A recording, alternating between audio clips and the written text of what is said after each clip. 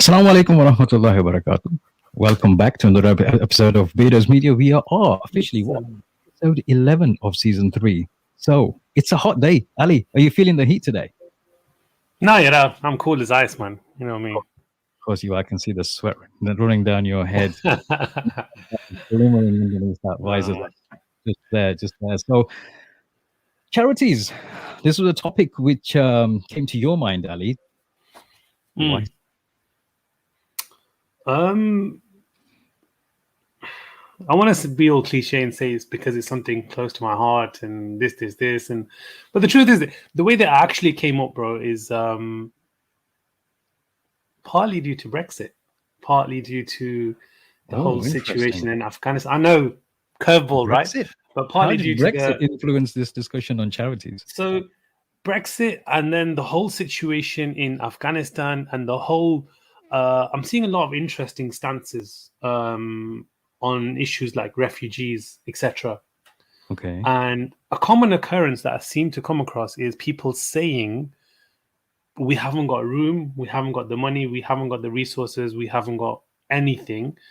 We need to help our own. And charity starts at home. Okay. And now, I don't know if this is just my experience or my finding, but I tend to find that those are the same people for whom charity ends at home. Right. And then you've got people on the opposite spectrum or the opposite side who just cannot do enough for other people, you know? And I mean, inshallah, they're going to join us in a few minutes, but they may even be offended by the term that I've just used by calling other people. They'll say, well, they're not other people, they're our people.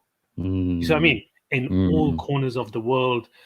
And this really got me thinking that, where does this even come from? Charity begins at home, and where does it end? Like, how did we get to the point where, there's a few people, humanitarians, I'd say, really trying to make all the effort and do everything, and they'll tell you that a lot of their work is just raising awareness and trying to raise that kind of, awaken something from inside of people in order to start giving or even think about giving.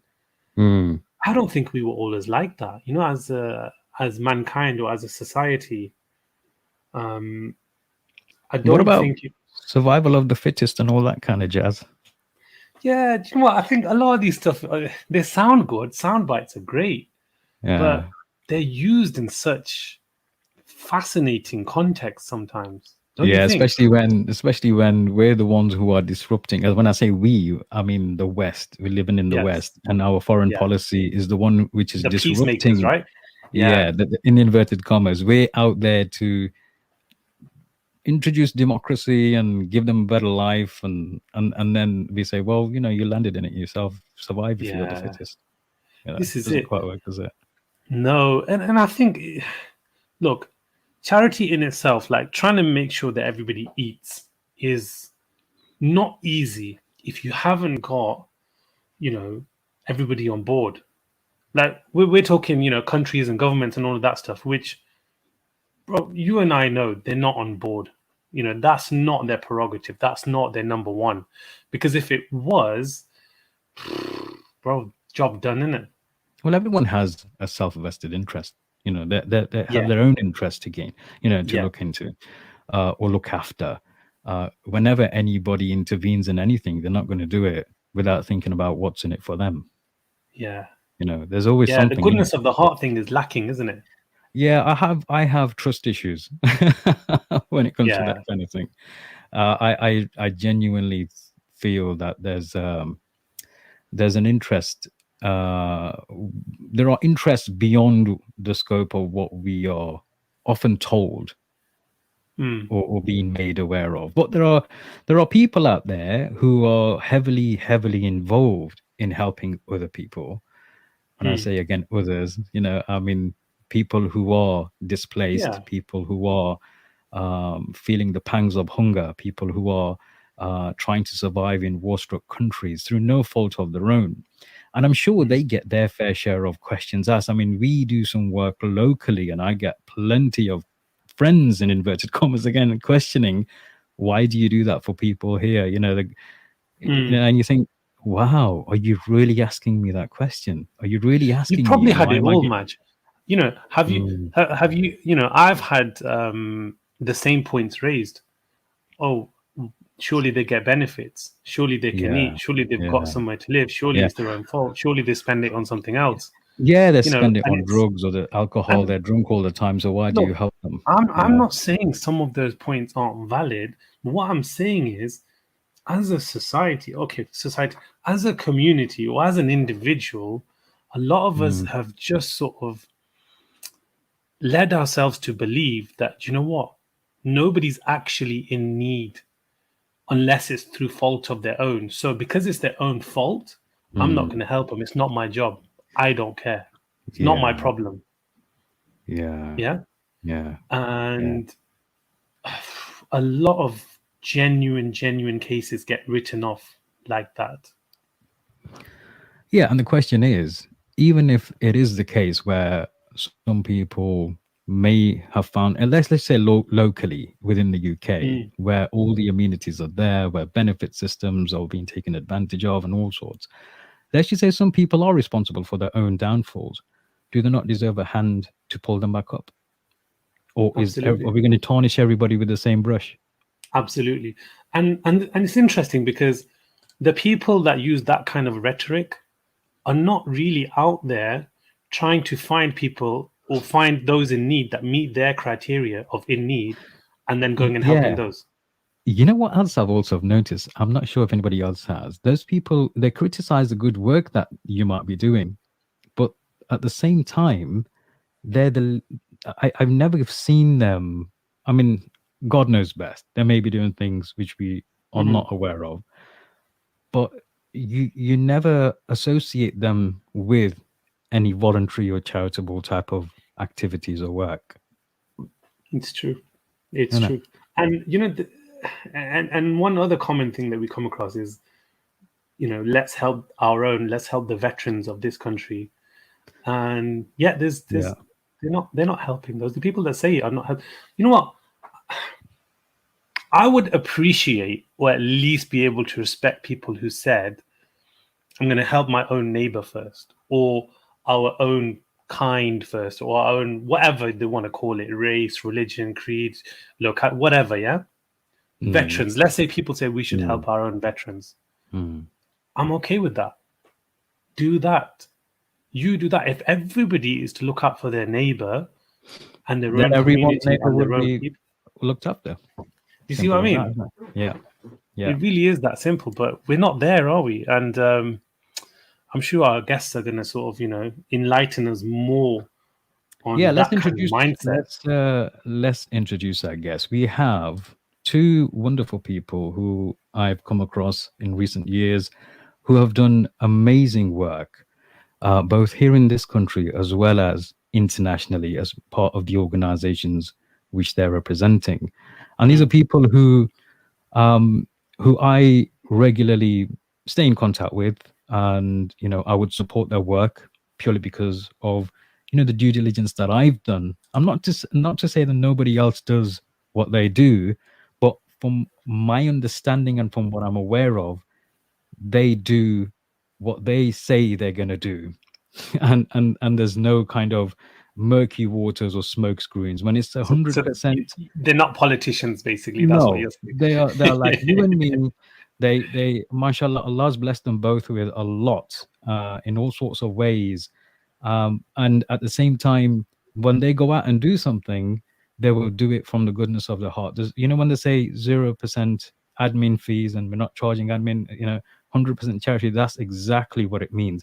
They'll pay out of Mm, their own pockets to travel halfway across the world to do the good work, but not only mm. that, um, to distribute the goods that we may be helping them to raise. So let's introduce them. We have Brother Shakil Suleiman from Muslims in Need, and we also have Nasrat Rafiq from Cobes. Assalamu alaikum both. Walaikum assalam. Thank you for joining us. Good to have you with us here. Thank you so much for inviting us and giving the opportunity. You're most welcome. Barakallah Feek. Brother Shakil, now you, my friend, have been very much involved with Muslims in need in so many different ways, and you have seen a lot, you have experienced a lot. If I was to ask you the question, why is it even our problem if someone else is without something? How would you answer that? Okay, Allah save us from the accursed shaitan, the one who puts arrogance Ameen. in our hearts. Ameen. Maj, assalamu alaikum wa rahmatullah, and hello to all the listeners. Maj, some people would even say I've ate a lot, but that's a joke between us as well. But alhamdulillah, you've got an interesting topic, and look, I'm going to say you're not very chivalrous today, Maj. You let the sister wait and let me go first. But I think that's you know what? I was actually doing her a favor because I thought she'd pick points from you and expand on them. Thank you so much. I really appreciate that. So, sister, I don't look after my clients, don't I? Yeah, let's blame Maj. Look, I'm going to start off with something controversial and crack the nut using a sledgehammer. I don't believe in charity. I'll say that again for controversial Ali. Yeah, I don't believe in charity. Ali, yeah. Yeah, I mean, there's no such thing as, look, alhamdulillah, I follow a certain ethic and a certain ethos in life. And I don't believe in charity because charity is a maligned, controversial, politically orientated tool used by many organizations, governments, sort of governmental bodies to achieve certain agendas far from helping people. What I'd like to introduce very briefly is the word sadaqah. And sadaqah is from the word sidq, which means truthfulness. You know, very basic function. It's not to solve poverty. It's not to solve distribution of wealth. It's not to give clean water to anybody. It's purely, wholly, and solely to get your relationship closer to your creator. If you want to solve poverty, distribute the wealth correctly. If you want to solve humanitarian issues, stop using billion-dollar planes with million-dollar missiles to bomb people on less than $1 a day. And just to give that a reality, you know, obviously Afghanistan's in the news. If those 2.2 tangible, visible American and international dollars had actually gone into Afghanistan to help the people, then each individual, child, adult, male and female, Muslim and non-Muslim, would today have $38,000. But since the most recent incursion and invasion on Afghanistan, Afghanistan is 2.5 times poorer. The infrastructure is less. There are less women in employment. 70% of teachers in the education of Afghanistan 20 years ago were females. Today, it's less than 30%. So what I'd like to say and what I'd like to begin with... Stop. Sorry, Shakil, just stop it. Can you repeat that last bit again? Did you say 70% of women? Yeah. According to and I'd love to cite all these, but I'm very conscious that the sister's waiting, so I'm going to just go to the conclusions. And if people need a gentleman, any reference, bro, I'm just scared of sisters. No, take your time, brother. Jazakallah. I love learning. Yeah, likewise. There's a member of parliament from the Irish government who cited many things, and he gave references for them. One of the things was that 70% of the teachers of Afghanistan pre this invasion incursion were women. Now it's only 30%. Wow. And that's just one of the nuggets he gave. Wow. So look, what I will say though is that once you understand the concept of sadaqah, it brings me back to a point that Ali, may Allah reward you, and Majid likewise for doing these sorts of discussions, because you know it helps us interface with many different peoples and many different views, and it helps me from a selfish point of view check my own thinking. But sadaqah will benefit who? Not the person that I'm giving the sadaqah or Allah's allowed me to give the sadaqah to. It's going to benefit me most. Yeah. What do I mean by that? Yeah. I'm going to personalize this, and I hope you don't mind this. When my father passed away, Allah took his amana. So, you know, he died. You know, since that, I was 2014, I dealt with lots of things. Obviously as men we think we can deal with everything, and we realize we can deal with nothing in reality. But that knocked me for the proverbial 6. I couldn't share my emotions with my wife, couldn't share it with my brothers because I was the youngest of 5 brothers, very bravado. Couldn't share it with my sister. Why? Because my father was my best friend. Now, without going into the intricacies of that relationship, I needed an out. And what one of the guys who he came to the Taziyat, he said, "Look, Shaq, if you really want to," I said, I really want to help my father because Allah allowed me to help him, and he helped me all my life. Because if that's the case, then take part in sadaqah. I was so ignorant, I didn't even know what sadaqah was. But Allah bless the brothers who took me to North Turkey and the border of Syria. I think I've told you this a few times, guys, but I went to an orphanage. And for me, that was a life-changing moment because I picked up a child. Child was really crying. And people, something called zakat in Islam, where people give you money to give it to those who are eligible. And they said, give it with your own hands. So I had to fulfill that even though I didn't want to go in. Cutting a long story short, I played with the child. The child stopped crying. And our chaperone, our sort of security said, look, this child has cried for weeks when I've come in. He's not quiet. What have you done? I said, I've done nothing. And then that innocent child answered the question. He stroked me, Baba, which in Arabic means father. Wow. I cried like a child for at least 5-10 minutes. The room couldn't understand, but I promised myself then, and without making it too personal, that I would be sincere to myself, because if I went back to just putting £10 in the mosque box and 25p in the NSPCC box or whatever it was, then you know what, I'd lost. But honestly, sadaqah, very simply, is there for me to get closer to my Creator and to deal with my inner self. I promise you it's not there to solve any of the international, national, local problems. However, that doesn't mean we shouldn't take part. And I'll touch on this later because I think I'm being unfair to my sister. You don't have to have any money, any material possession, any... I've got tingles down my back at the moment. I don't know why, but you don't have to have anything to take part in sadaqah. You just have to have the intention and then the action. So the poorest people at the time of the Prophet ﷺ was the Prophet ﷺ himself and his Sahaba. And yet they gave the most. They took part most in sadaqah. Sadaqah, there's that narration, all of you know it well, and I've had experience of it, that even a smile is sadaqah, because in the camps of Rohingya, and it was called Camp Zero, I sat next to a brother called Imran, lost 7 children, we'll explain how. And he lost his wife, his mother, his father, and he sat there suicidal, couldn't understand why he was still alive. And we'd run out of anything and everything except words. And the brother who spoke to him, that was the sadaqah that he gave, and that brother still keeps in contact, alhamdulillah. He's trying his best because to spread awareness about what's happening in Myanmar and the ethnic genocide. But no, that's just a few fringe things. The controversies of charities are obvious.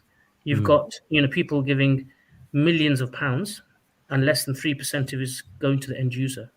You've got people who are getting maldar, rich, because it doesn't take twice as much to collect 2 million than it does to collect 1 million. And then I'm going to say something controversial to animal lovers. I received a letter for the donkey sanctuary who get £30 million a year. And, I'm not saying we should neglect animals, but there has to be a standard of priorities. And I'm addressing so many things at once. But when you've got £30 million going to donkeys, but only 7p in the pound or something akin to that is being used for the actual function, the rest is going into admin, shops, cuddly toys, subscriptions, and massive wages, then the questions need to be asked. Hence, take part in sadaqah because it will benefit you and you only, not only now, but in the akhirah. And the fantastic thing is, look, I'm going to get a bit... this isn't rational thought. So if you give 10p away, you're going to be 10p poorer, you're not going to be 10p richer.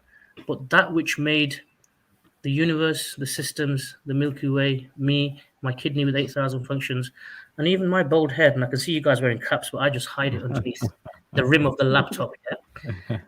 That entity, which we call Allah, people call God, they have different names for, but the Creator promises you umpteen times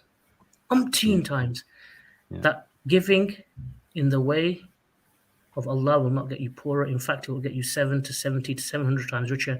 And on the day it matters, it will become your shade. So I've said so many things there. Yeah, you have, yeah. But I think I better give somebody else an opportunity to speak because I've waffled. Nas, how are you? I'm good, thank you. Alhamdulillah. Thank you so much for giving this opportunity. And brother, it's so fascinating listening to you. I can really relate to so many of the things that you've said. Especially the sadaqah, increasing your wealth rather than decreasing your wealth. It is a mindset. But alhamdulillah, I feel, we are blessed. We are blessed because this is a huge privilege for us to be able to do something, to do the work that we do. And I always say, this is not our kamal. This is actually Allah's, meherbani on us for giving us this opportunity. I've grown up, when I was little, I've always seen my mom giving in charity, whether it was somebody knocking on the door for the Masjid Janda back in those days, all sorts of weird and wonderful people knocking on the doors and collecting. I always saw my mom, may Allah subhanahu wa ta'ala bless her, with the highest ranks in Jannah. She always gave, she never turned anybody away. So this was part of us growing up. The comfort that you get from sadaqah, in fact, the only comfort that I have received personally in my times of need at the most difficult points in my life have been through sadaqah. So I lost my dad when I was 14 years old, and I lost my mom 4 years ago, and a huge void, especially after losing my mom. Nothing in the world prepares you for the loss of your parents, and especially your mom, because I always say, the dua that comes out of a mother's heart, the unconditional love, the unconditional duas that we get as children from our mothers, you just cannot get that once they are gone. But I find that the closest or the next best thing after that is when you have been able to do something, make a positive difference in the lives of people in need, and then the sincere dua that comes from their heart, that's the closest that I'm ever going to get in terms of getting dua that my mom would give me. Yeah. So Majid, were you going to ask me a question? Because I can talk just as much as my brother here. No, the platform is yours. Look, the thing is, this particular topic, which was brought about through Ali's exploration of different topics, and he briefly explained in the beginning what prompted him to choose this particular topic. Because when he mentioned it, I was quite unsure what the direction of this conversation was going to be. Because as you guys have seen on screen, when Ali and I get chatting, we get warmed up halfway through the hour. So the hour sometimes falls short in our conversations. But it's very fascinating to see or hear first-hand accounts from people who work on the ground. Because both of you guys are on the ground in different countries, delivering the work that people who have contributed towards. The question I would ask is, in your opinion, to start with Nas, is what do you feel it is which motivates people to, other than, you mentioned your own personal stories, subhanAllah, these are, very important lessons for us as viewers, as the audience, to understand that, whilst we still have those of us who do have parents still around, spend in their way. Don't wait until they've gone to spend on their behalf only. So that there are times when we can still make use of the opportunities we have in this life before we get to a stage, if we get to a stage where we surpass them in life, and we're still surviving them, and then we give on their behalf. But in your experiences, do you think it is only when somebody dies, or only when we've lost a loved one, which prompts people to take action, or are there other reasons when people feel that, I'm going to do something, and these are the reasons? What are your experience with that, Nas? Okay, so I would say that people are generally very, very good, and they want to do good, but the current climate that we live in, there's a lot of suspicion, especially around charities. People want to donate to charities, they want to make a difference, but they're not sure. Again, they're not sure how much of the funds are going to reach the beneficiaries, how much of that is going to be soaked up in overheads and administrative fees. Also, we've heard a lot of horror stories around well-known names and charities that have not done what they're supposed to do. So what I've found is that when people come across a genuine charity, and you've gained their trust, you've worked with them, we believe in feedback huge. Once somebody donates to us, letting them see what their money has done, once that confidence is built, you'll find that those donors will stay with you, because it's almost like they're searching as well. They're trying to find a source whereby they can give regular sadaqah without having to go from pillar to post. Because for us, Shakil Bhai, it might seem easy, but I remember there was a time when we first started out. I really feel raising funds is very easy. I don't think that's difficult, but making sure those funds are spent correctly, how they are intended to be spent, that is the most difficult job. So you keep your niyat clean. This is the main thing which I find. As long as your intention is clean and pure, you ask and beg Allah to open up ways so that this money that you are responsible for, that you've been entrusted with, is spent correctly. Alhamdulillah, so many ways open up. So for us, when we started out, we actually started out back in the days in 2005 when the huge earthquake happened in Pakistan. Hence our name COPE, which stands for Children of Pakistan Earthquake. That's when we started out.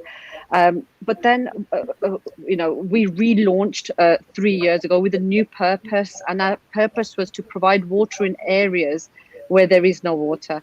So I'm drifting slightly off the point, but I just wanted to sort of put you in the picture. But people generally do want to give, and also sorry, I'm getting a huge echo there. Can you hear me okay? Yeah, couldn't hear you. Yeah. So we just had Shaq changes his device. Got Shaq 2.0 coming in. Yeah. So people generally want to do good. People generally want to give, and when they know that there's a platform to be able to do that safely and securely, they will do that. Also, it is ordinary people that make an extraordinary difference, in terms of humanitarians and people that are doing charity work. I'm a mother, I'm a wife, I've got my business, but I've got this love of charity, which as I said, I grew up with. I watched my mum giving charity always. My sister is my co-trustee.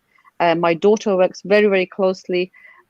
This is something almost that is inbred. But then I feel, and I have found that people have watched and worked with me and been inspired. So there's a huge responsibility that goes. So if people are being inspired as a result of what we're doing at COPE, alhamdulillah, that again is our sadaqah, because any good that is done as a result of any of our work, that's sadaqah for us as well. So it's a beautiful win-win situation in that sense.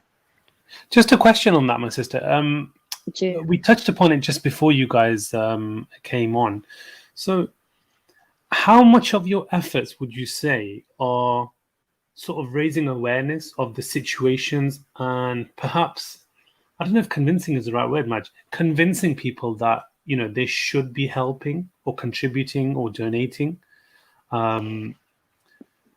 Yes, subhanallah, we've been blessed. We're very, very lucky. Allah subhanahu wa ta'ala has been so, so kind to us.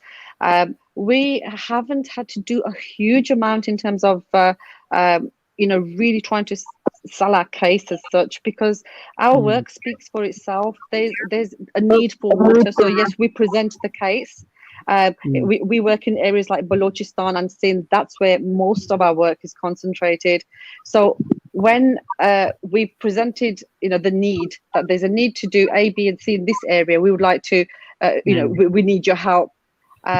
And people have been so supportive.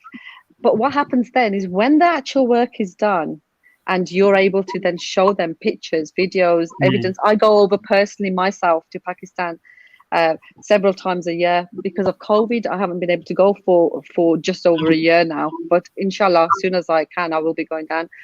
So we've been very fortunate and very blessed in that sense that we haven't had to do too much in terms of selling our product as such. Now, This is just apart from the business. the idea of selling the idea of giving for charity, how do you find, do you find a difference in people's views on giving in general? Like, how do you Yes. Yeah. Yes, because I support. What are those? I mean, maybe Shaq can join in this here as well, because it's I'm like back me again. and Ali Sorry were about discussing. that. Sorry, me and Ali were discussing earlier on at the beginning that it's people usually who are whinging and criticizing the most, who tend to be less involved in the projects. So they'll criticize what anybody else is doing, but they don't provide an alternative solution. So the critics are always going to be out there. So yeah, come in, Shaq, if you want to on that as well. Okay, Bismillah. Hopefully, you guys can hear me. Yeah, I can hear you. Yes. Yeah, due to the unique way that my children are brought up, they hide everything, including my charger. And I mentioned it at the beginning. So it's not unique, bro. Have they ever tried to hide you? It's really not. Have they ever tried to hide you, Shaq? That's the question.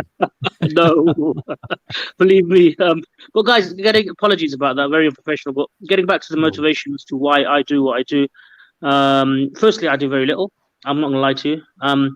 But the meager amount Allah allows me to do is purely because I know that my mortal life will end and I'm going to die. And anything that which was and is created is going to end. So in this life, we have a currency which allows us to buy food, house, trendy baseball caps, lovely phones, lovely laptops. Come the afterlife, and we need a currency then. And your currency then will be sadaqah.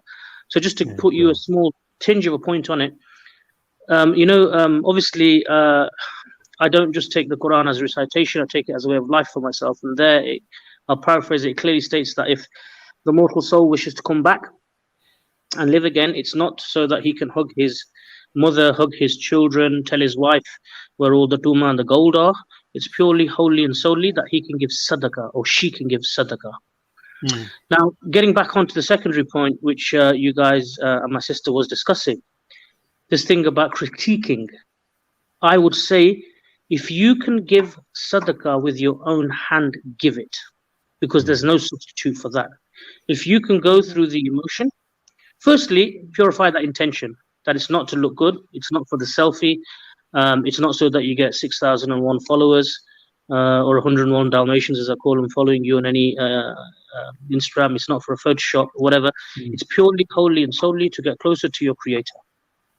Once you've got that intention correct, then, whether it's your time, whether it's your smile, whether it's your action, whether it's your effort, whether it's your material wealth that you're going to be sharing. Look, we don't own these things. There's that famous saying, isn't it? That, if you're thirsty and you go to the sea, it's a bit philosophical, guys. I'm going to try and act clever here, but I'm not. Yeah. If you're thirsty, stick with you. If you're thirsty and you go to the sea and you drink, what's going to happen? You're going to get more thirsty and you're going to kill yourself. In the same way, when this so-called midlife crisis and people turn towards, I don't know, blingy cars, blingy watches, which is nothing wrong with, etc., etc., etc. But you'll find that sukoon, that appeasement, never occurs. So one of the things that when I got involved in this work, alhamdulillah, it's only been good for my world, my life, and hopefully, inshallah, it'll be good for my akhirah. Inshallah. Look, don't hold back. Critique. If the charity, or look, the reason why I work with the registered charities, because once you collect more than, I think, a few £1,000s, what happens is you have to be compliant. Now, alhamdulillah, look, you guys know I work with Muslims in need, and many people ask, and even the Charity Commission, that's why we called it Muslims in Need. That's because those people in those parts of the countries that have been invaded, that have been tortured, that have been ethnically cleansed and genocided, unfortunately are in Muslim lands. We can go through them now, I'm sure that's not the purpose of this, yeah?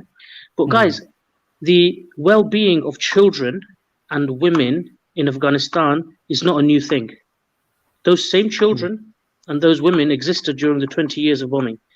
On average, 6 bombs were dropped on Afghanistan every single day in the 20 years. 160,000 civilians were killed, many of them children, many of them women. I don't want to use the word that I want to use because my sister's sitting here and I wouldn't, use it. But the women of Kashmir, what are they being victim to? Are they not important? The children of Palestine who are being incarcerated purely because they're going on the way back from school today. I saw a video of a child being apprehended by fully armed soldiers. Yeah, and are those children not important? Are the people of Myanmar not important to not being burnt out of their houses? So that's why I say that when you have non-government organizations and charities that are used as political pawns in the agendas of many other countries, be wary, beware. Secondly, once you've intention correct, once you've critiqued that charity, because we can't get to Afghanistan ourselves, we can't get to Palestine ourselves, we can't get to occupied Kashmir ourselves, we can't get to certain areas of the world, then have a look who's there and have a look, will that £1, because we can't give our actions over the internet, we can't give our phones. Yes, we can give messages, but will that £1, will that £2, will that £1,000,000 get to the end user? And if it will, brilliant. It needs to be 100%. There's no reason why the money that's given cannot be used correctly on the ground, because there's something called gift aid in this country, which they give 25%. Many charities do use that for admin purposes. I haven't got a problem with that.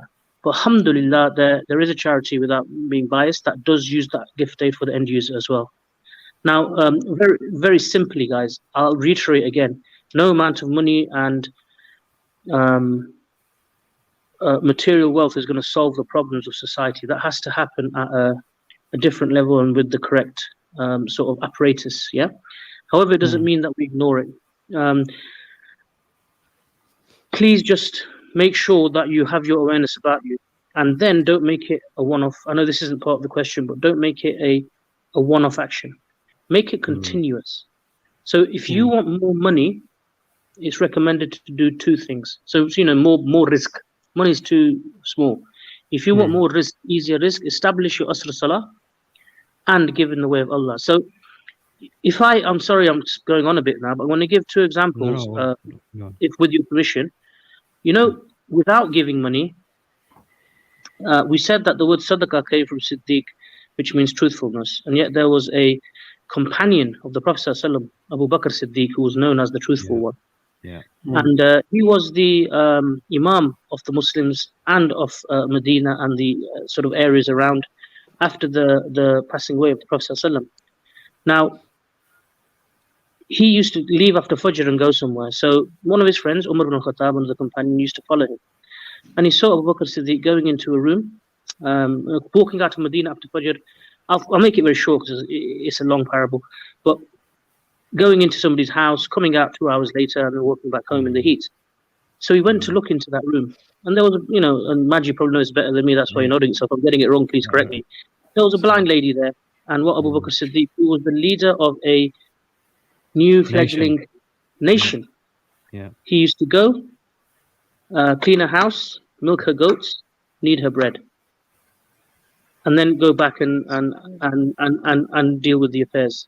Then you had people like Uthman bin Affan. Now, when I went to, Allah allowed me to go to Umrah before the COVID lockdown, I went to some date groves which were owned by Uthman bin Affan, Uthman Ghani, who again was the third Imam of the Muslims, the third leader of the Muslims after the Prophet ﷺ. And he, today, his work helped support 165,000 orphans. 2/3 of the crop of that date palm goes towards supporting orphans around the world, Muslim and non-Muslim, and a third goes to supporting that. Now that we've talked about sadaqah, now we're talking about the uniqueness of sadaqah jari, the continuous sadaqah. So let's say, subhanAllah, that today is not only benefiting those orphans, but is obviously benefiting Umar ibn al-Khattab and his progeny, inshallah. So guys, you can give sadaqah by even, for example, smiling at your children is sadaqah. Spending money on your family is sadaqah. Teaching somebody how to do Surah Fatiha is sadaqah. What myself and my sister are in the line of voluntary work that we're in, inshallah, we are now trying to address those things without solving them. But one thing I will say, guys, don't look down upon those who critique, because sometimes you'll be surprised. I've had some really Ajib examples where somebody said something negative, or media may have taken it on board a bit differently. But remember, our motivation isn't to please the people; it's to please our Creator. 100%. So if we can keep that in mind, we can answer the questions as clearly as possible. Look, we don't need presenters who get paid £1,000 for 3 hours on any respective channels to gather money. See, Shaq, we've got Majid Ali. Well, you say that. I actually did one of Nasrat's charity events. I hosted the first one, wasn't it, Nas? I think I hosted that for you. Alhamdulillah, I didn't charge anything, yes. So what I'm saying is, this is what I feel really, I have my contentions about. You know what, I'm all up for, like you said, if someone takes the gift aid money and use it towards admin, if it's within reason and there's a structure behind it, I get that. But I don't get, all the big, massive costs associated with some of the bigger charities. I mean, each to their own. There might not be any issues with them from an ethical point of view or even a religious point of view. But for me personally, I would rather see my money being used effectively by people who are like-minded, and to go out there and do the work themselves or get me involved in somehow. Even I would go. I've been involved in some fundraisers as well. Even with Shaq, for Muslims in need, I've dabbled in a little bit, and happy to support wherever we can. But what I can't understand is these massive costs related to salaries and cars and transport and accommodation. If you're going to use a donor's money for accommodation, even, there's got to be a reasonable amount of keep it 3-star or below, isn't it? Yeah, exactly. You don't go. I wonder the knock-on effect, though, because look, we've probably, and I'd be surprised if any of us haven't heard it. Just to cut you, sorry, before you continue, do you think this is one of the reasons why people tend not to give as well? That's exactly the point I was going to make.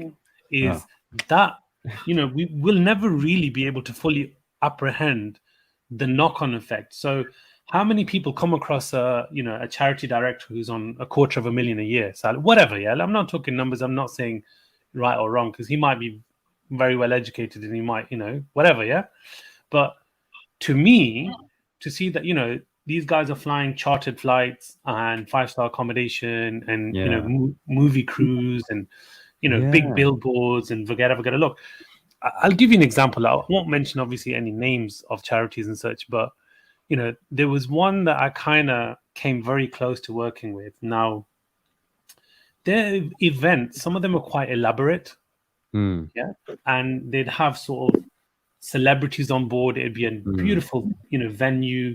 There'd be all kinds, no cost spared, and the numbers would be good. So they'd raise a lot of funds, and then I'd kind of scratch my head and I'd think, okay, maybe you had to do that. Maybe you have to kind of speculate to accumulate, even though that shouldn't relate to charity. But it's only when I dig below the surface that I realize all they really do is they get a few big boys of the community and they say, look, why don't you channel your zakat through us? And obviously you can imagine people that are like millionaires, billionaires, Allahumma barak, Allah give them more. If they're pushing their zakat through a particular event, a fundraiser, and they're going to scream and shout and say, yeah, subhanAllah, we raised 100,000, 500,000, we raised 1 million in one night. How much of that would you have raised if you didn't spend £50,000 putting on this fancy event, this sort of black tie, whatever situation? Yeah, so, I think this is one of the questions posed by Ibran. He says, genuine question: is there a line between publicizing charity work, or is it becoming self-publicity?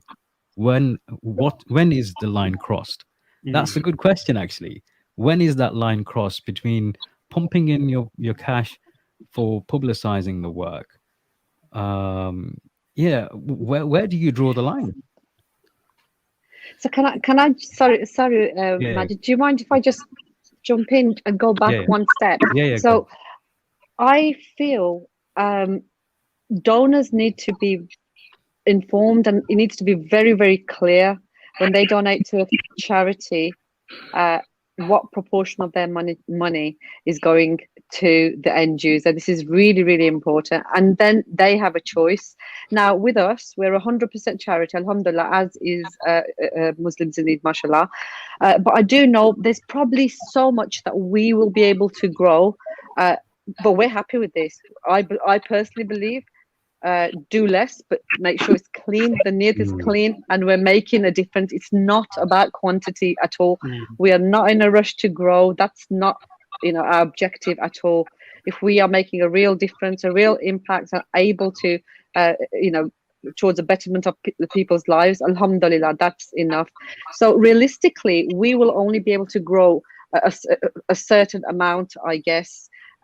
So the larger charities, their reach is it's going to be a lot wider than ours. So hence, so their turnover is a lot larger. Their gift aid is a lot bigger. So I guess as long as the end user knows what proportion of their money is being used, then it's up to not the end user, the donor. Then it's up to the donor to make that decision. So there might be a larger charity that can reach a part of the world that I know we can't, and they might be happy to donate. So it's about the transparency, honesty, and for people to know, exactly how much of their money is going where.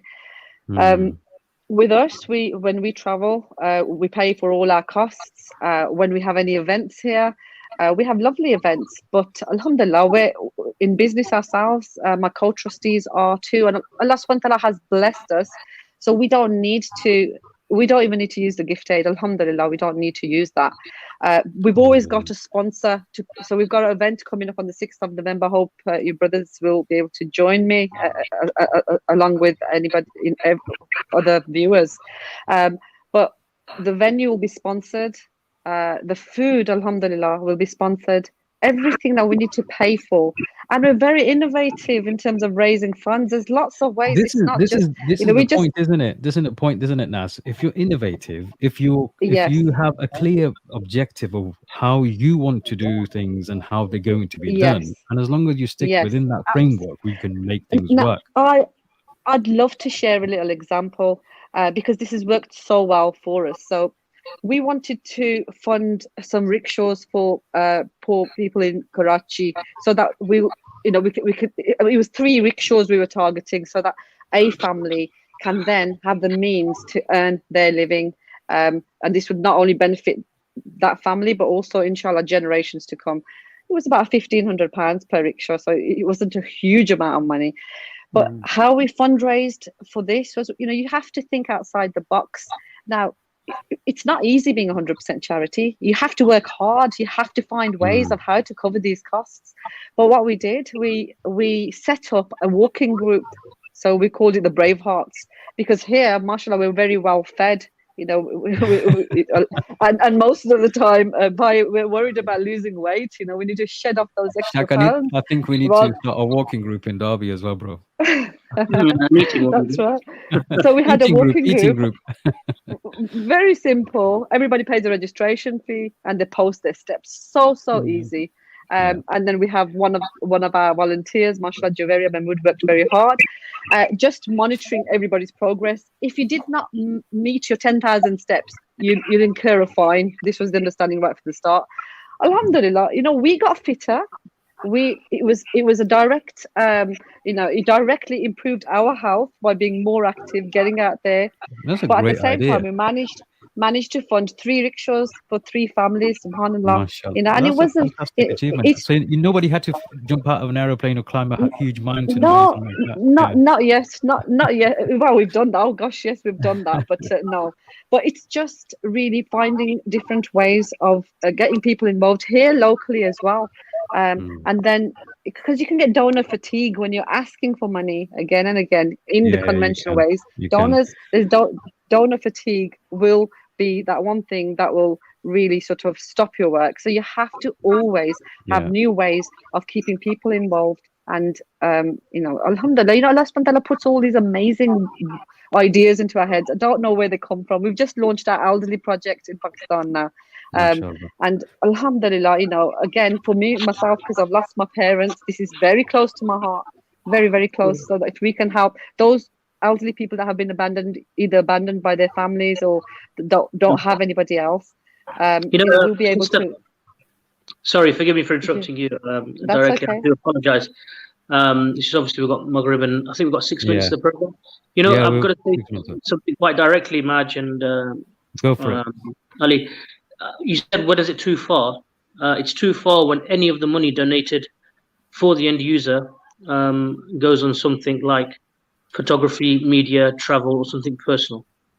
Yeah, the charity business is the reason why I don't consider myself to work in charity sector. I take part in Sadaqah and I'll promote that. There's no such thing as charities providing solutions, and I don't think there ever will be. I'm forgiving my sister because I interrupted you mid-flow, but I've been in camps where there's charities with massive budgets. We're talking tens of millions of pounds, and because it's a job for the person, what happens is the food packs come.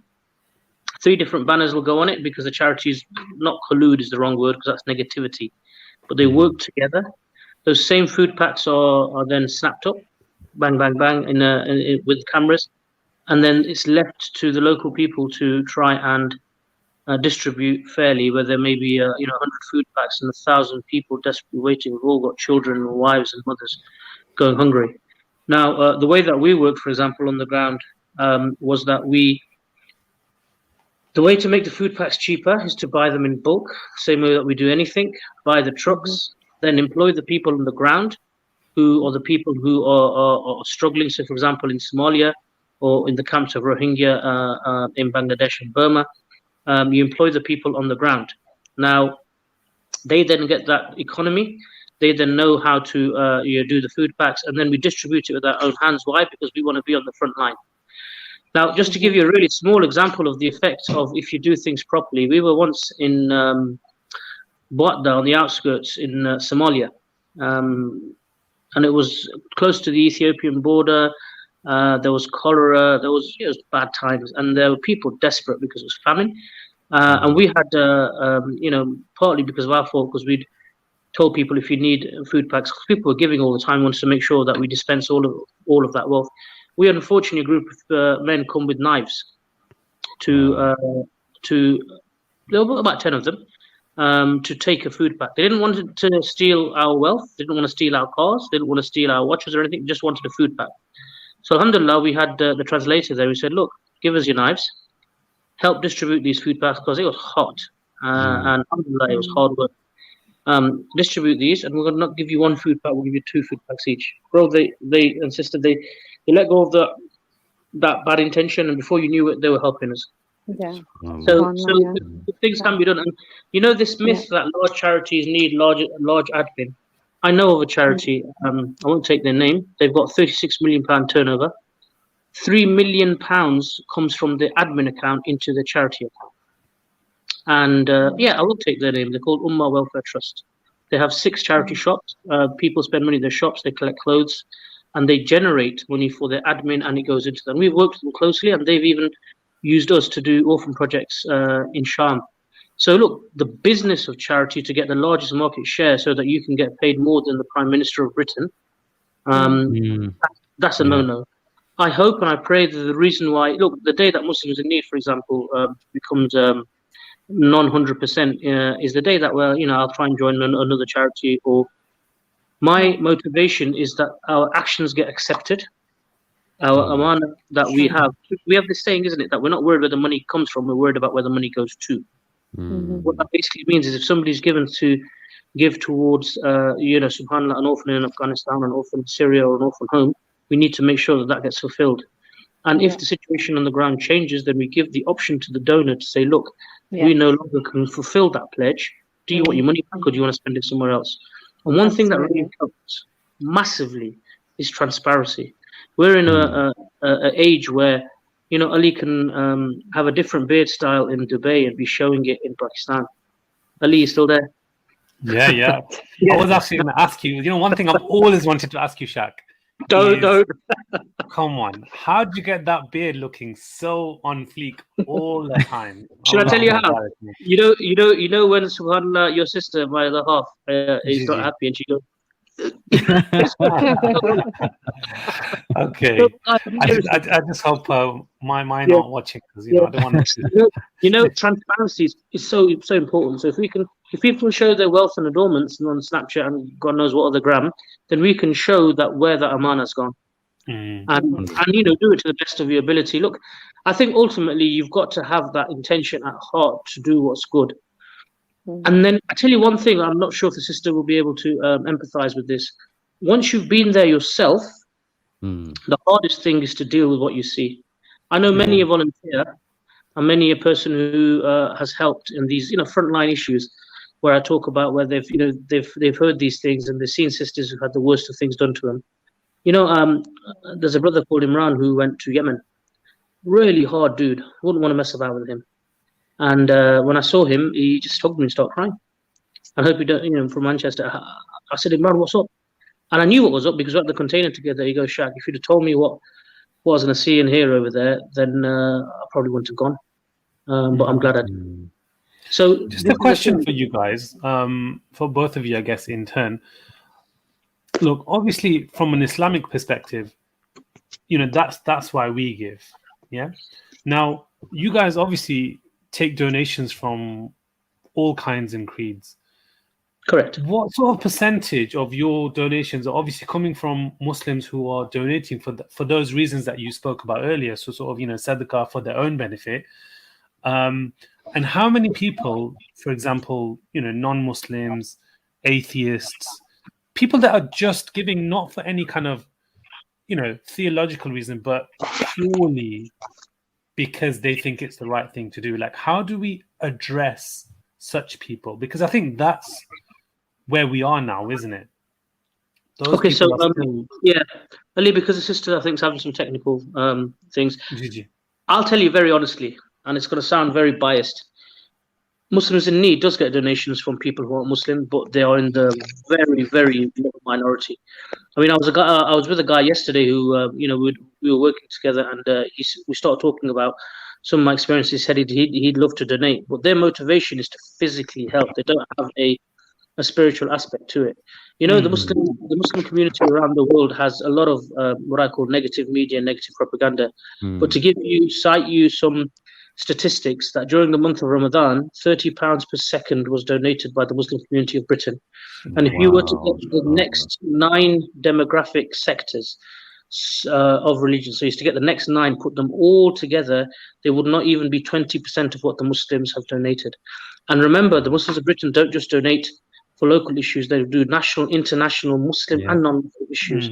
So, I can remember, again, in Rohingya, there were best part of 200 or 300 Hindu families, because there was a lot of, when the genocide was happening by the junta, they didn't specifically just sort of pinpoint the Muslims.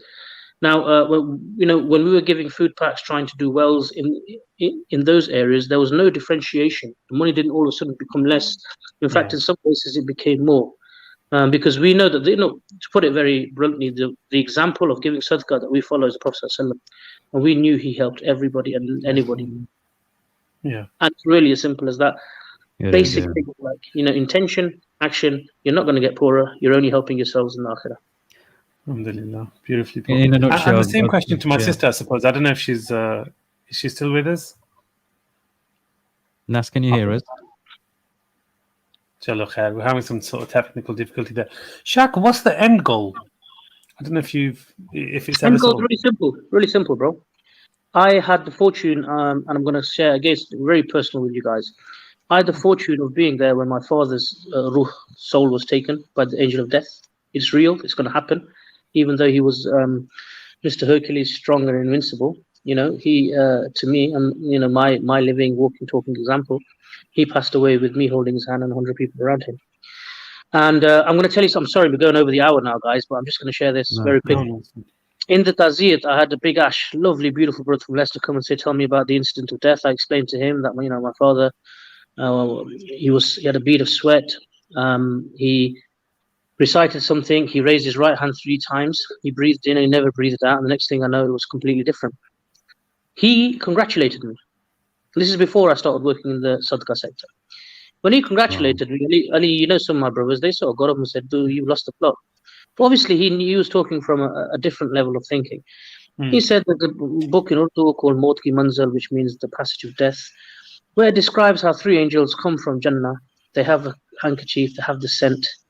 The dying person, you know, the one whose soul can be taken, permission is sought, it's given. Salam is given 3 times, subhanAllah. Yeah, I've seen this with my own eyes. So look, I'm not lying. Yeah, if I'm lying, then, you know, I'm only fooling myself. Na'udzubillah. And then my father breathed in. And when he breathed in, he didn't breathe back out. And, you know, that was that done. So in relation to your question, the end goal, I want, and look, people say, why are you getting all serious on me? But guys, whether you're male or female, it's a serious matter, yeah.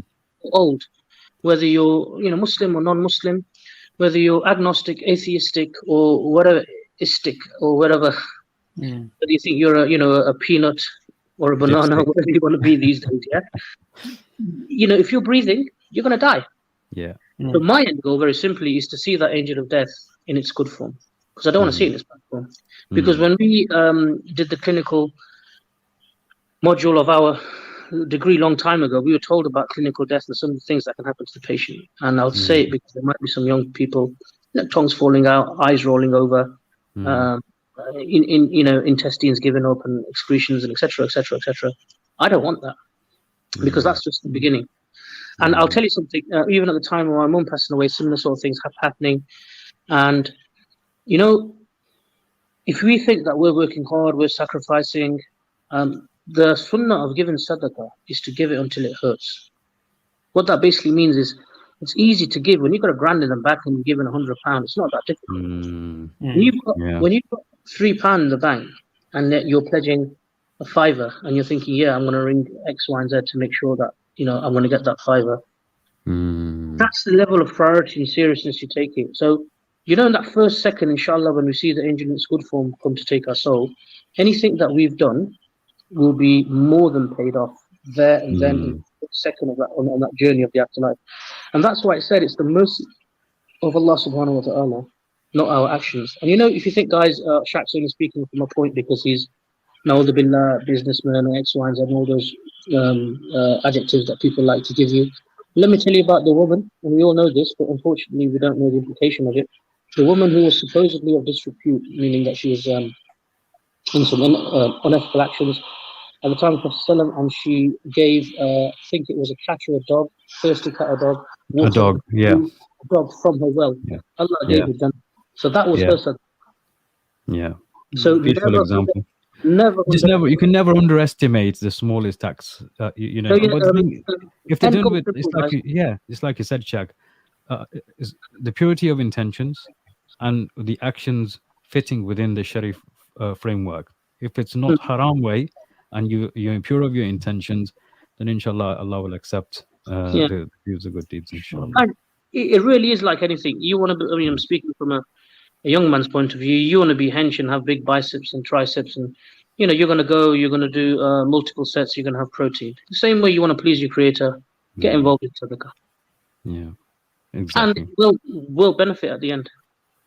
100%. Yeah, it's an investment, isn't it? It's in fact probably the best investment we could make. The best investment. Absolutely. Jazakallah khair, Shaq. I think we've come to the end of our show as well. I think. Sorry if I spoke too much or said anything wrong. No. You know, this was a open mic for you. Thank you also to Nasrat Rafiq. She I think she's got some technical difficulties. Can't see her on screen anymore. Jazakallah khair for everybody and their involvements and their comments of encouragement. May Allah bless everybody who's been part of any of these organizations which have helped themselves, helping others, and everybody involved in these type of initiatives. And that's time out from us. Ali, any parting words?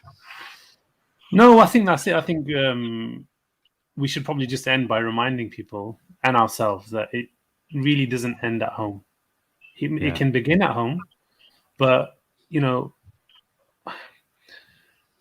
we're one. I regret using the term other people now, because the more I think about it, they're not other people. They're our people. Yeah. And regardless of kind of geographical distance or, things in common or anything else, we really are all one. And I think the sooner that we grasp that, understand that, and we feel that, from our hearts, you've got to feel it from your heart. That's when the world will be a better place. I genuinely believe that. 100%. And on that note, everybody, thank you very much once again for tuning in. I will keep you informed of future podcasts. In the meantime, enjoy the sun, and we'll catch you as soon as we can. Take care. Assalamu alaikum wa rahmatullah. Wa alaikum assalam wa rahmatullah.